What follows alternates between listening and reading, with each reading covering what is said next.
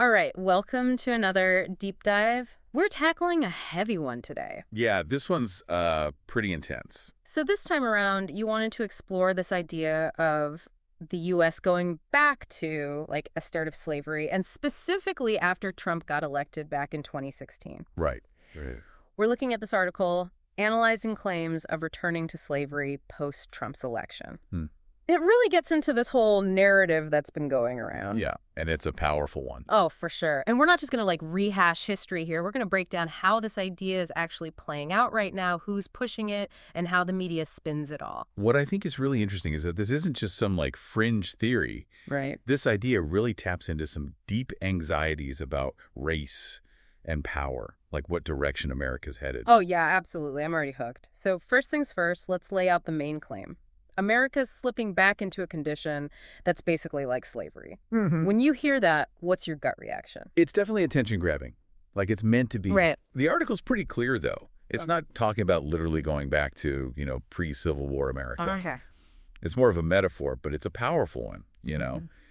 It's about this fear that all the progress we've made on civil rights and equality is being chipped away. And I can definitely see how, especially after Trump's presidency, a lot of people would feel that way. For sure. The article points out that the whole political climate after Trump won really fueled these anxieties, especially with his policies on immigration and that whole America First thing. Right. It created this feeling for certain groups, especially marginalized ones, that they were under attack. You know, the article mentions Jim Crow.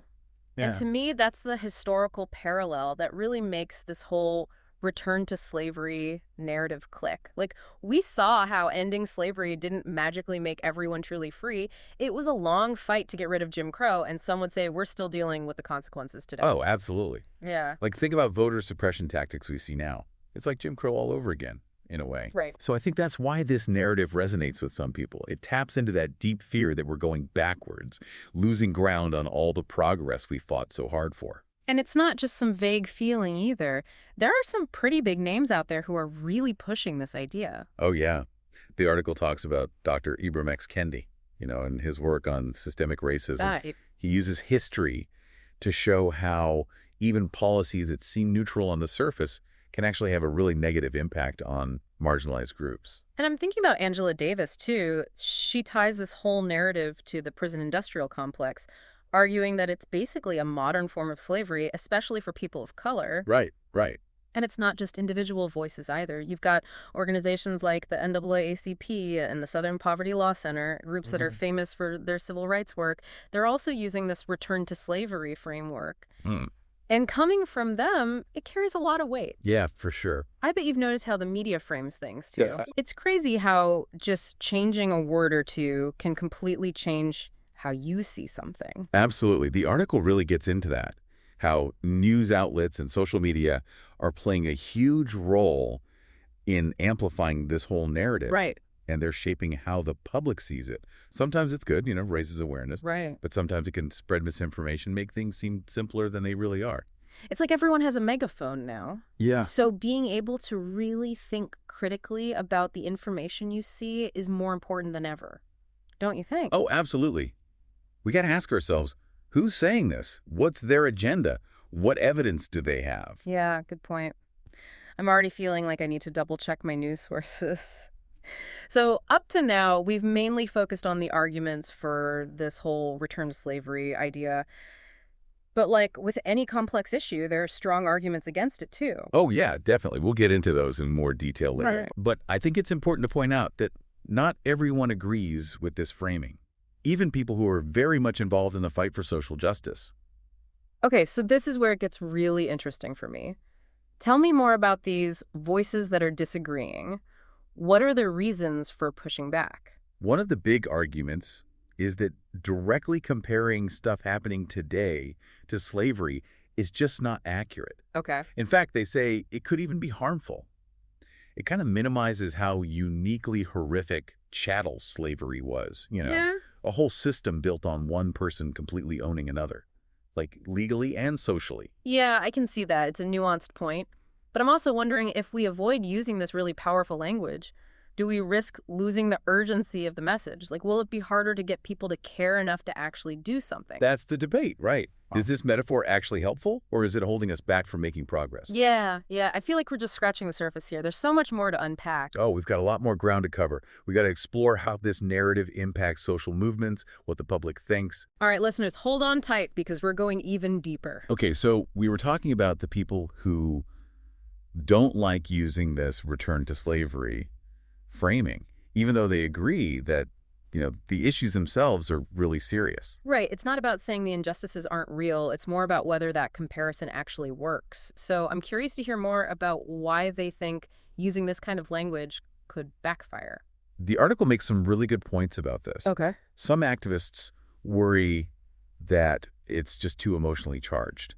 They say it might get some groups fired up, but it could also push away potential allies. Okay. People who think the comparison is like over the top or historically inaccurate. Yeah, it's almost like it creates this us versus them thing. Right. Where you either totally buy into the return to slavery idea or you're part of the problem. Exactly. And that kind of division makes it really hard to, have actual productive conversations about solutions. So if this kind of rhetoric might actually cause more division, what are these folks suggesting we do instead? Like, what's their strategy for making actual change?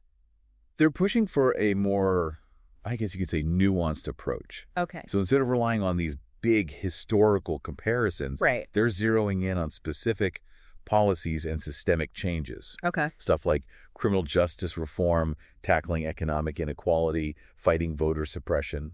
So it's more about addressing the root causes of the problems, Right. not just the symptoms.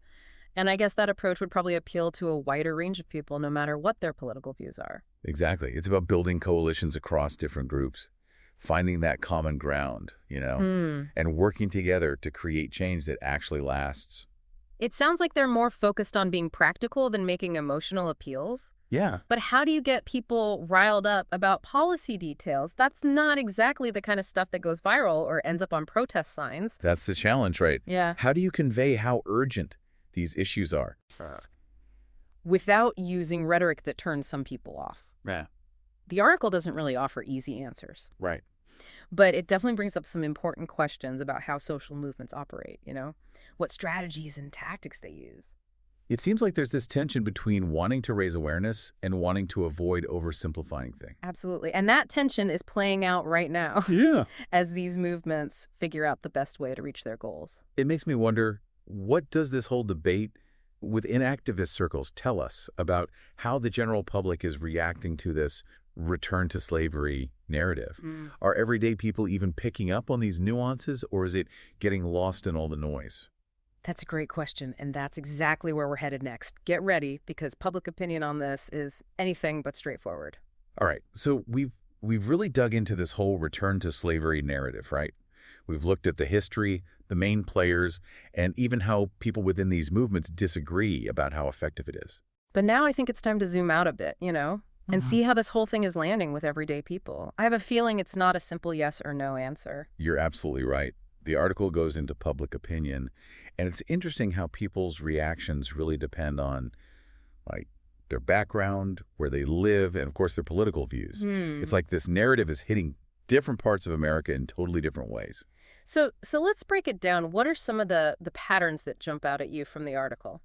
Well, one really clear divide is between urban and rural perspectives. Okay. In cities where you tend to have more liberal-leaning folks, there's a much stronger sense of alarm, even outrage, when they hear this narrative. They see it as a reflection of the systemic inequalities that they're more likely to see firsthand. Yeah, that makes sense. Urban areas are usually more diverse, so people are more exposed to the struggles of marginalized communities. Right. And for them, this return to slavery idea might be a way to express that feeling that all the progress on civil rights is, like, being threatened. But you're saying it's different in, like, rural areas? Yeah. The article suggests that in rural areas, especially more conservative ones, there's a lot more skepticism about this whole narrative. Okay. Some people see it as an exaggeration, a way to cause division instead of finding real solutions. It's like they're hearing, the sky is falling. And they're looking around like, but everything seems fine here. Exactly. Yeah. And for some people in these rural communities, this narrative might feel like an attack on their values, Right. their way of life. It's important to remember that these are often places with, like, strong traditions where change happens slowly. And this ties back to the political divide we talked about before. Right. People are filtering this whole narrative through their own political lens. For sure. And it's not just about politics. Race plays a huge role too, in how people react. The article points out that a lot of African Americans find this return to slavery idea really powerful. It resonates with their own experiences. Yeah. It's a way for them to express the ongoing fight for racial justice Right.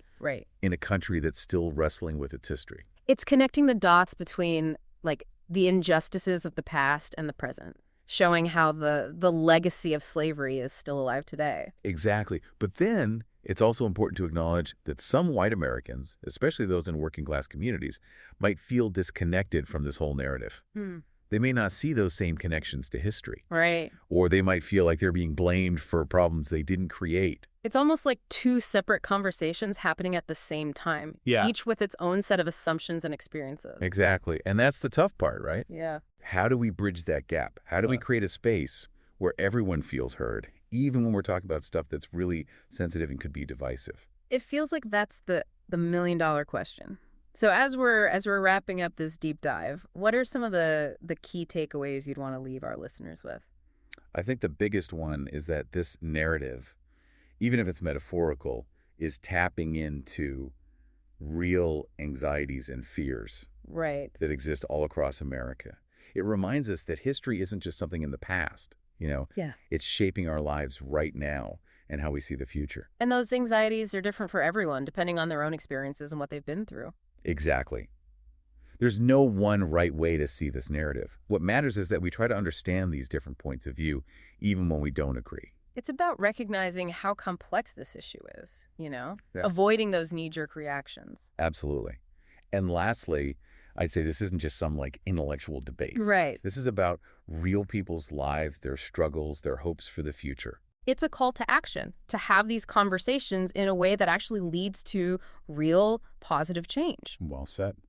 So, listener, as you keep thinking about this idea of America returning to slavery, think critically, listen to different perspectives, and think about what role you want to play in creating a more just and equitable future for everyone. Keep diving deeper, and thanks for joining us on this exploration.